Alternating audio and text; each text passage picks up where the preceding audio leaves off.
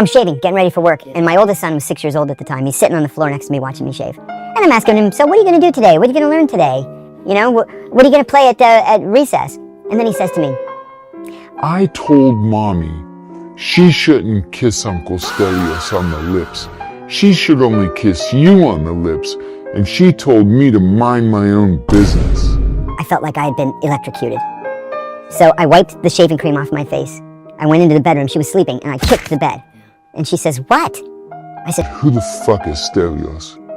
She said, where did you hear that name? I said, who is he? And then she said, don't believe everything. A 6-year-old says. And I said, I'm gonna leave before I do something That I'm gonna regret for the rest of my life. And so I got in the car and I went to work.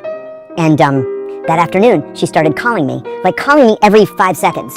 And I just would let it go to voicemail. Finally, the secretary came into my office and she said, John, your wife's on the phone and she's crying.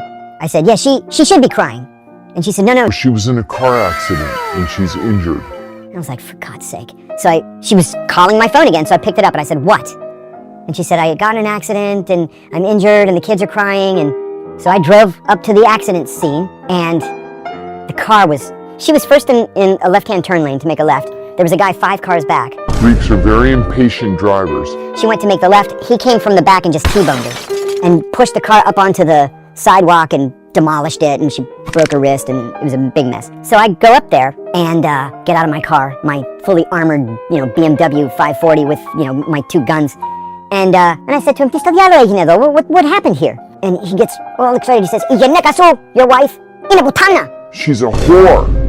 I said, my wife is a whore? And then he was in a coma for quite a while, 3 days. Oh, you had that built up. Any other day, Yeah. I would have let it go. Yeah. Any other day. So I got arrested. Oh, you did? Oh yeah, and I said, look, I have diplomatic immunity. So, I'm sorry, I'm wrong, I admit I'm wrong, but I have diplomatic immunity. And they're like, okay, just sit in the cell. They left the cell door open and they let me Keep my gun, which was nuts. But then they brought me in and the guy, he was clearly concussed. He hadn't yet kind of, faded out. That was at the hospital later, but he was sitting there in a chair and he's just like, you could see like the Birds tweeting, from the cartoons. And he says to me, so what happened? So I told the story. And then this is the police captain for the whole station.